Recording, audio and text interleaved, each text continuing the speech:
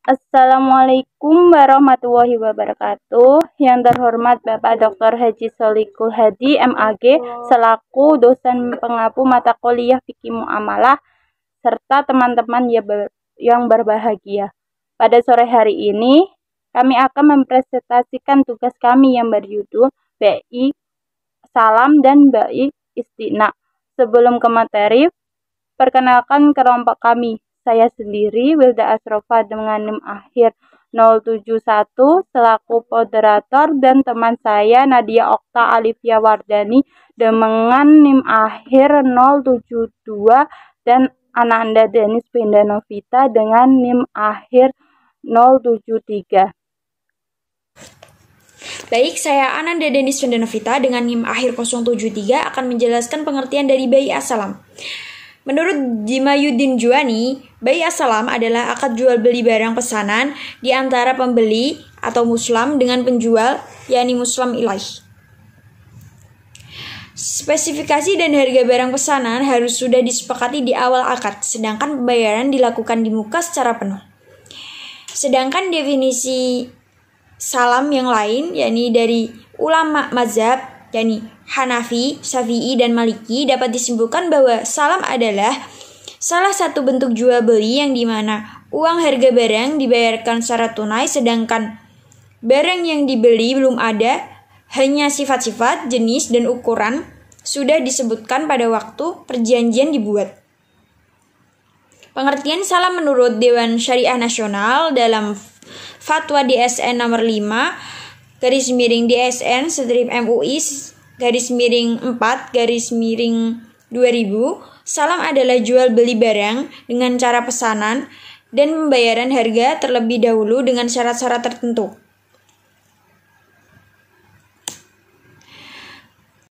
Hukum bayi assalam. Hukum bayi assalam memiliki landasan di dalam Al-Quran, yakni surat Al-Baqarah ayat 282 yang berbunyi, Ya ayyuhalladzina amanu idza tadayantum bidainin ila ajalim musamma, yang berarti, wahai orang-orang yang beriman, apabila kamu menjalankan sesuatu urusan dengan utang piutang yang diberi tempo hingga ke suatu masa yang tertentu, maka hendaklah kamu menulis utang dan masa bayarnya itu.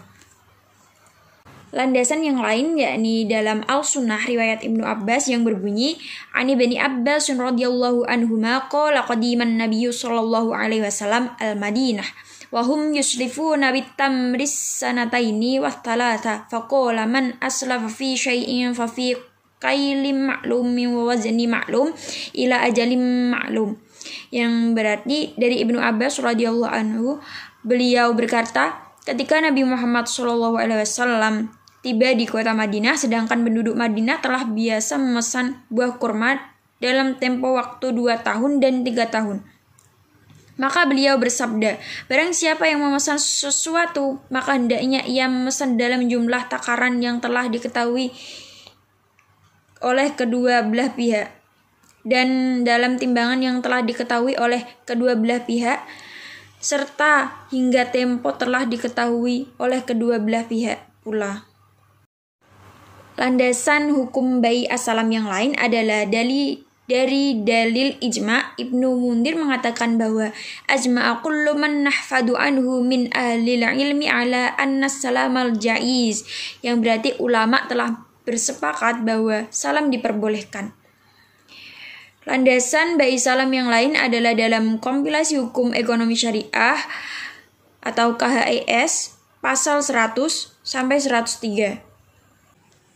Rukun bayi assalam. Menurut jumhur ulama, rukun bayi assalam ada 3, yakni yang pertama sigoh atau ucapan, yakni harus menunjukkan ucapan memesan barang seperti saya pesan barang ini, dan juga diperbolehkan dengan hanya menggunakan kata memesan atau salam. Yang kedua, pihak yang berakat. Pihak yang berakat ini harus balik dan berakal sehat dan juga dapat melakukan transaksi. Yang ketiga, barang dan uang pengganti uang barang. Barang atau objek jual yang harus dimiliki penuh oleh penjual, bermanfaat, juga bisa diserah terimakan. Uang atau modal diserahkan lebih dulu di lokasi akad. Sebenarnya di antara 3 rukun tadi, jika dipilah-pilah ada 5 rukun bai salam, yakni yang pertama pembeli atau orang yang memesan, muslim. Yang kedua penjual atau orang yang menerima pesanan, atau muslim ilaih. Yang ketiga barang yang dipesan atau muslim fih. Yang keempat modal atau ra'su mal al salam. Yang kelima akad atau ijab qabul. Syarat bai salam. Salam diperbolehkan ulama dengan syarat: 1. Jenis barang harus jelas. Yang kedua, sifat barang harus jelas. Yang ketiga, kadar atau ukuran barang harus jelas. Yang keempat, jangka waktu pemesanan barang harus jelas. Yang kelima, asumsi modal yang dikeluarkan harus diketahui oleh kedua pihak. Syarat bai salam, yakni syarat modal dan syarat barang, dapat diperinci lagi menjadi sebagai berikut, yakni yang pertama syarat modal. Syarat modal harus memenuhi syarat sebagai berikut. Yang pertama, jelas jenisnya. Yang kedua, jelas macamnya. Yang ketiga, jelas sifat dan kualitas.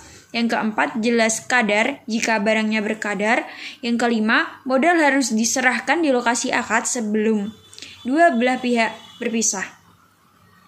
Yang kedua, ini syarat barang harus memenuhi syarat seperti berikut, yakni jelas jenisnya, jelas macamnya, jelas sifat dan kualitas, jelas kadarnya, tidak dibarter dengan barang yang sejenis, jelas spesifikasinya, penyerahan barang harus di waktu kemudian, kadar harus jelas dan pasti karena tidak berlaku khiyar syarat.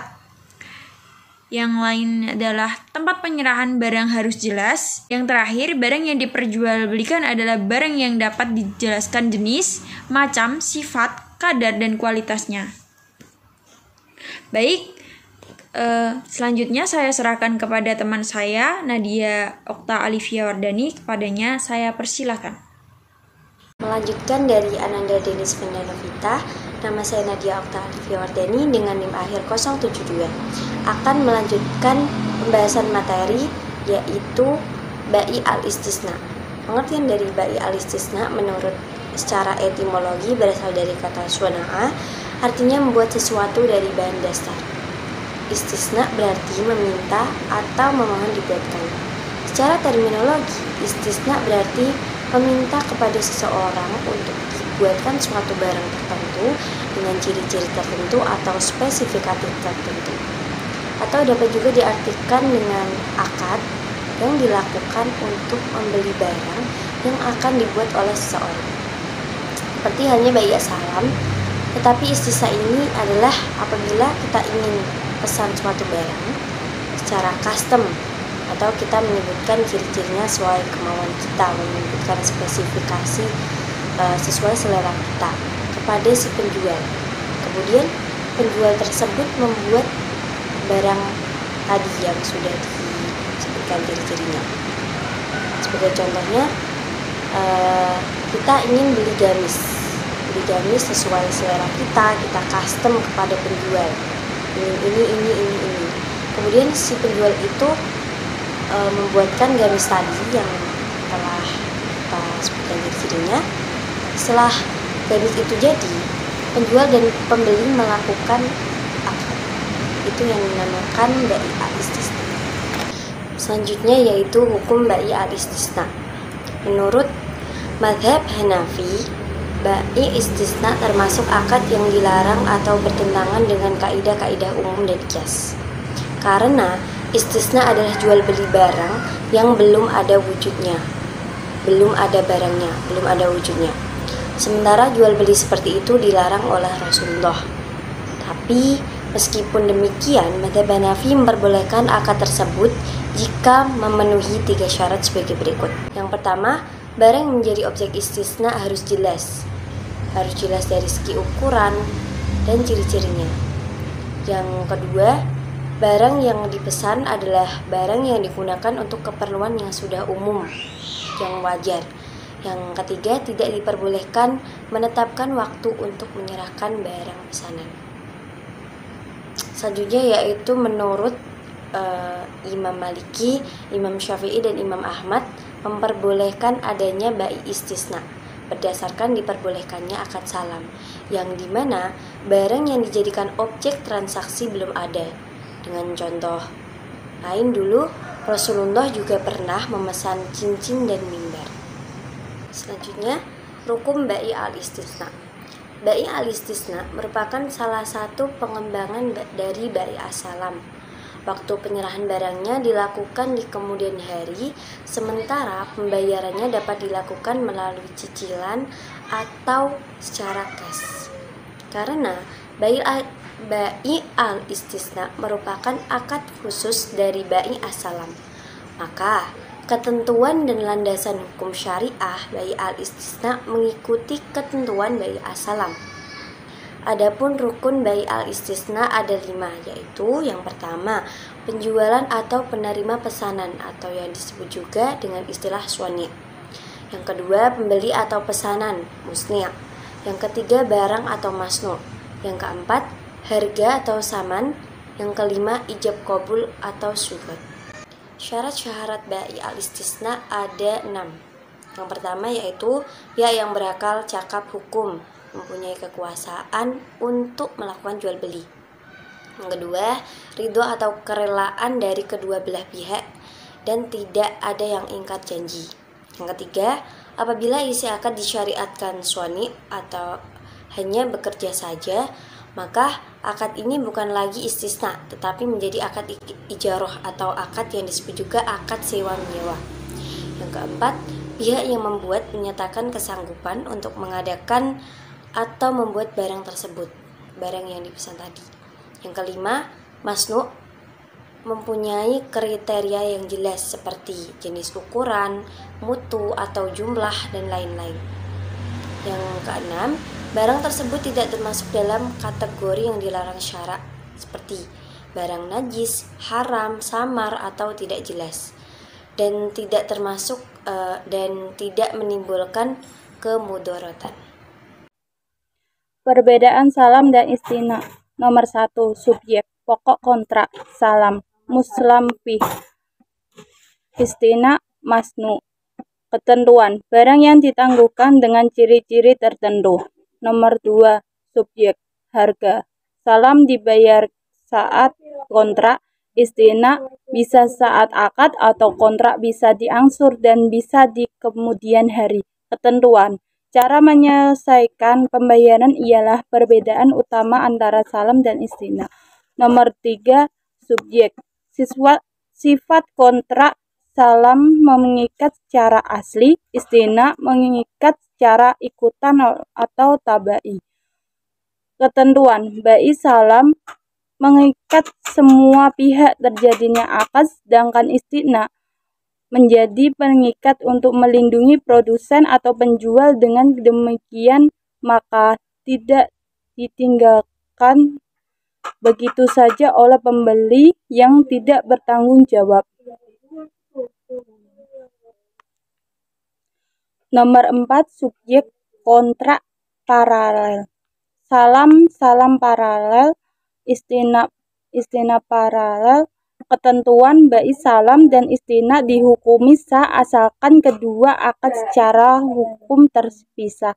Nomor 5. Subjek objek kontrak. Salam barang yang jelas ciri-cirinya. Barang tertentu bisa barang buatan atau barang yang dialami seperti buah-buahan. Istina barang yang jelas spesifikasinya dan harus barang yang dapat dibuat oleh tangan manusia atau dapat dibuat oleh mesin. Ketentuan. Objek akad salam lebih luas dibandingkan dengan istina, yang hanya terbatas pada barang yang dapat dibuat oleh keterampilan tangan atau mesin. Baik, sekian presentasi dari kelompok kami. Kurang lebihnya mohon maaf. Assalamualaikum warahmatullahi wabarakatuh.